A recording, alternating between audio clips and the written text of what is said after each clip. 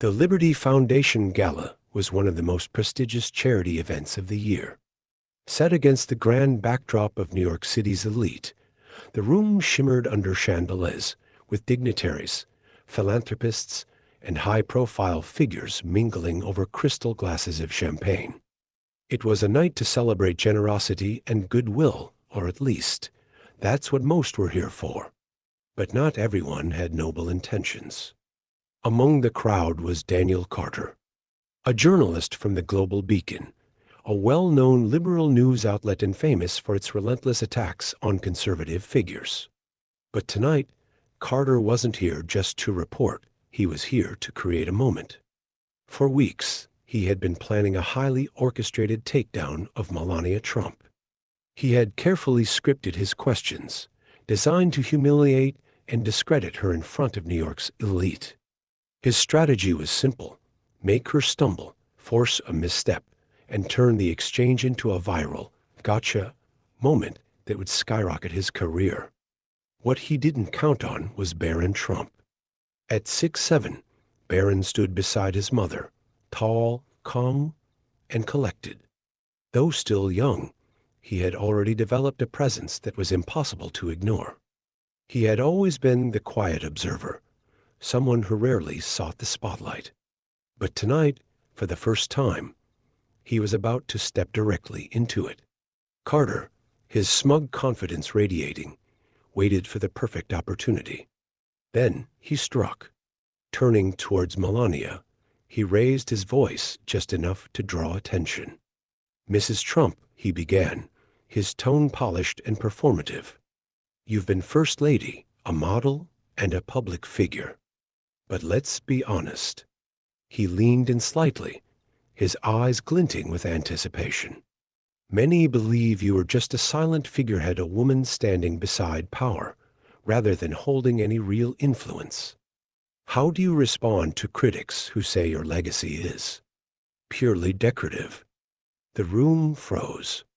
All eyes turned to Melania. Some guests exchanged nervous glances, others smirked, anticipating a high-profile embarrassment. But before Melania could even respond, Barron took a step forward. With a measured calm, he turned his gaze towards Carter, his voice even but firm. "Interesting choice of words," he said. "Do you always mistake grace for weakness, or is that just when it suits your narrative?" The room gasped. Carter's smug expression wavered. The power dynamic of the conversation had just shifted, and Barron Trump wasn't finished. The entire ballroom stood still. Barron Trump, standing tall and composed, had just flipped the narrative on journalist Daniel Carter, whose smug confidence began to crack under the weight of the unexpected counter. The tension in the air was palpable. Carter cleared his throat, attempting to regain control of the moment. "I'm simply asking a question, Barron," he said, forcing a condescending smirk. "Surely, as a young man of privilege, you understand the importance of accountability?" Barron didn't flinch. Instead, he reached into his pocket, pulled out his phone, and with a calm confidence, turned the screen toward Carter. "Funny you mention privilege," Barron said. "Because here's something interesting." The crowd leaned in. On the screen was a recent tweet from Carter's own account, one mocking Melania's accent and intelligence, laced with sarcasm about immigrant women marrying their way to relevance. A collective gasp rippled through the room. Carter's face flushed red. He stammered, glancing around as eyes locked onto him, some shocked, some amused, others outright disgusted. Barron tilted his head slightly.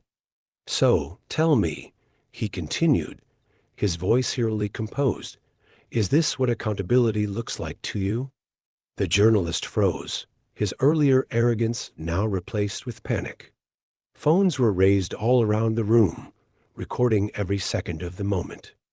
The carefully crafted ambush had backfired spectacularly, and now Carter was the one under scrutiny. Melania, standing beside her son, remained elegant and composed, watching the scene unfold with an expression that bordered on amusement. Carter, desperate to shift the attention away from himself, let out a nervous chuckle. "Oh, well, you know how social media works," he said hastily. "People say things. It's just words." Barron's sharp blue eyes didn't waver. "Words have consequences," he replied. "That's what people like you always say when it's convenient." The crowd murmured in agreement, some nodding, others whispering among themselves. Carter, visibly rattled, tried to pivot. "Let's not get distracted," he said, straightening his suit jacket. "This is about your mother's legacy. The world wants to know what has she actually contributed." A beat of silence. Then Barron smirked. "Glad you asked." With another swipe on his phone, he pulled up a list of Melania's philanthropic work: millions donated to children's hospitals, literacy programs, anti-bullying initiatives. The screen was undeniable proof. He turned it toward Carter. "You mean this legacy?" Another wave of murmurs. A few guests even clapped. Carter, now fully cornered, was out of moves. His entire plan had imploded before his eyes.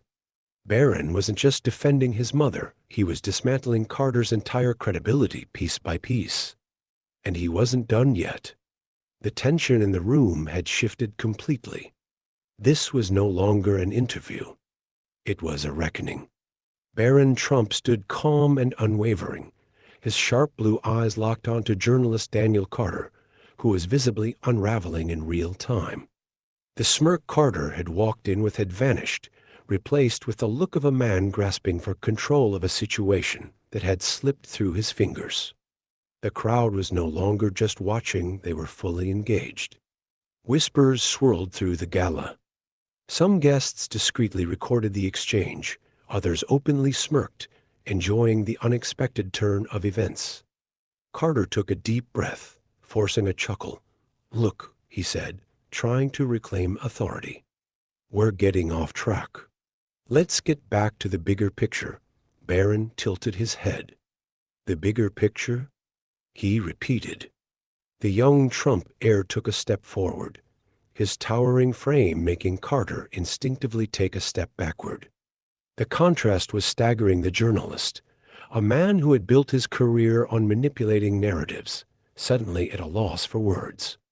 Barron didn't blink. "Tell me, Daniel," he said smoothly.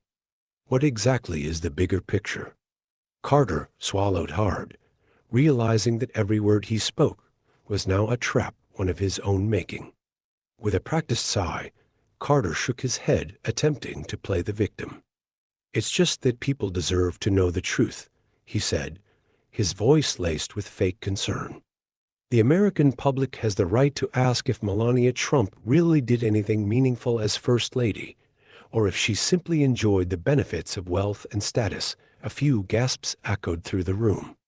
Melania remained poised, her expression unreadable. Barron, however, let out a quiet laugh. "Interesting," he said. "Because I did a little research on you, too." The entire ballroom went silent. Carter's smile faltered. Barron raised his phone, the screen glowing in the dimly lit venue. "Since we're talking about wealth and status," Barron continued, "maybe you'd like to explain these expense reports." A collective murmur rippled through the crowd as guests tried to see what Barron was holding up. The screen displayed financial documents, ones linking Carter to suspicious payments from foreign lobbying groups. Carter's face drained of color. "Where did you get that?" he blurted out. Barron smirked.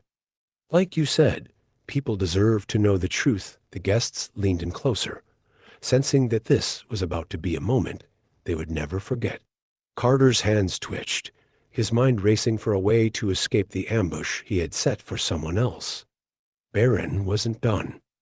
"You've spent years lecturing people about ethics, attacking my family for being out of touch," Barron said, his voice cutting through the air like a blade. "Yet here you are, taking money to push political agendas while pretending to be an objective journalist." The entire room was watching Carter now, waiting for a response. He had none. Phones were out everywhere, capturing the moment from every angle. A journalist who had prided himself on exposing hypocrisy was now exposed in front of New York's elite. Carter stammered, his voice barely above a whisper. "This isn't relevant." Barron raised an eyebrow. "No." Then, without breaking eye contact, Barron swiped to a different screenshot. Another scandal. Another receipt. Another lie exposed. Carter's jaw tightened. The crowd began to murmur louder. The shift was complete. Carter wasn't the interviewer anymore. He was the story. And Barron Trump was just getting started. The ballroom was silent, except for the faint hum of conversations being whispered among the stunned guests.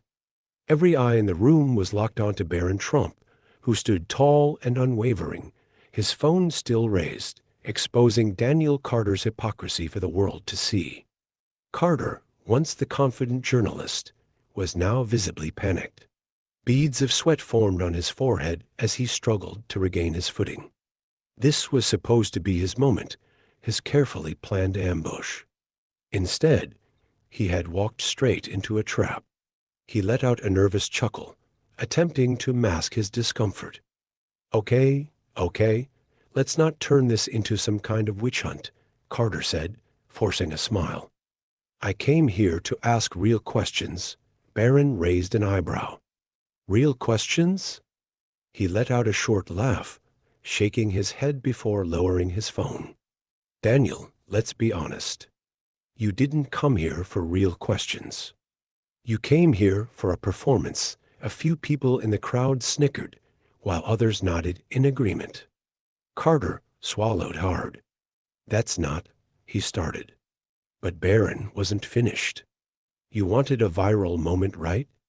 You wanted to humiliate my mother in front of a room full of people and have the whole internet cheering for you."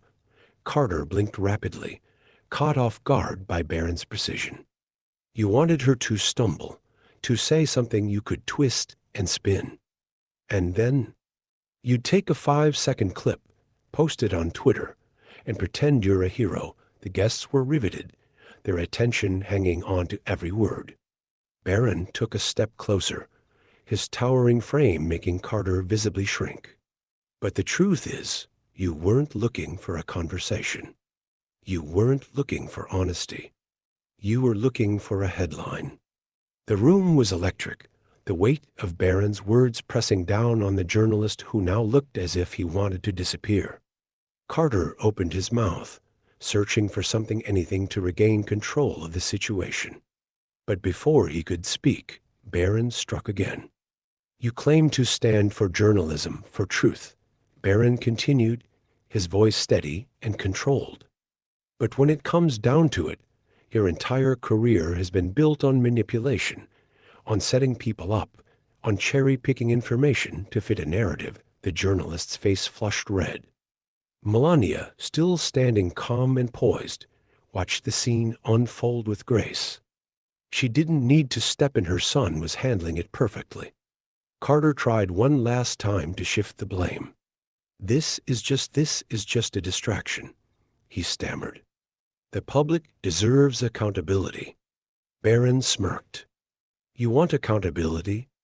He swiped again on his phone, revealing yet another damning screenshot this time, internal emails from Carter's own network, discussing how to frame conservative figures in a negative light. The room collectively gasped. Carter's jaw dropped. He looked around, realizing that he had lost every ounce of credibility. Barron tilted his head slightly, his voice dropping just enough to make the moment even more powerful. "Let me ask you something, Daniel," Barron said, his words deliberate. "Who holds you accountable?" The journalist froze, unable to respond. And that's when Melania finally spoke. With her signature elegance, she placed a hand on Barron's arm and turned to Carter. "Perhaps," she said smoothly, her accent making the words even more cutting, "you should focus on real journalism instead of creating fake controversies." The crowd erupted into applause. Carter looked humiliated, his shoulders sagging under the weight of his failed ambush. He had walked into this gala expecting to control the narrative. Instead, he had just become the story. Phones across the room were recording every second. The footage was already spreading online, and Carter knew it. The headlines wouldn't be about Melania. They would be about him. And Barron Trump wasn't done yet. A heavy silence hung in the air. The once confident journalist, Daniel Carter, stood frozen, his carefully planned ambush crumbling before him. The room had shifted. He was no longer the one controlling the conversation. Barron Trump, just 18 years old, had dismantled him piece by piece without anger, without insults, just pure, undeniable truth. Carter's eyes darted across the room, looking for an escape, but there was none. The gala attendees, once indifferent spectators, were now fully invested in what they had just witnessed. Some exchanged glances, others whispered to one another, and a few simply stared, absorbing the weight of the moment. Melania Trump, composed as ever, watched with quiet grace. She had endured years of scrutiny, relentless attacks on her intelligence, her accent, her past, and yet she had never sought revenge. She never lashed out. She had simply carried herself with dignity. And now, standing beside her, her son had done the same. Barron tilted his head slightly, looking at Carter with measured confidence. "You wanted a moment, Mr. Carter," Barron said, his voice calm, unwavering. "I hope you got it." The weight of those words settled over the room like a final verdict. Carter swallowed hard, but there was nothing left to say. No response could undo what had just happened. His reputation had just been rewritten in real time, and the world was watching. Melania gave a small nod to her son before turning to the journalist. "The next time you decide to judge someone," she said, her voice carrying an unmistakable authority, "perhaps you should take the time to know them first." With that, she turned gracefully and walked away, Barron following beside her. The conversation was over, but the impact of that moment would last far beyond the walls of that gala. The fallout was immediate. By the next morning, clips of the confrontation dominated social media. Major news outlets played the footage on repeat. Headlines dissected the moment not as an attack on the Trumps, but as a catastrophic failure for Daniel Carter. His network scrambled for damage control, releasing a vague statement about journalistic integrity, but it was too late. The public had already made up its mind. The very tactics Carter had used to destroy others had now destroyed him. Within days, his employer announced that he would be taking a temporary leave of absence, but industry insiders knew the truth: he was finished. And Barron? He never commented, never issued a statement. He didn't need to, because when you speak with truth, confidence, and preparation, the world remembers. That night wasn't about politics. It wasn't about a media ambush gone wrong. It was about something far greater. It was about composure in the face of hostility. It was about choosing intelligence over outrage. It was about standing up not with anger, but with facts. Barron Trump had not just defended his mother, he had set a new standard. And in doing so, he had shown the world something undeniable. Some people chase power. Others are simply born with it. If you enjoyed this story, hit that like button and subscribe for more. What's a moment in your life where you learned a lesson the hard way? Share it in the comments below.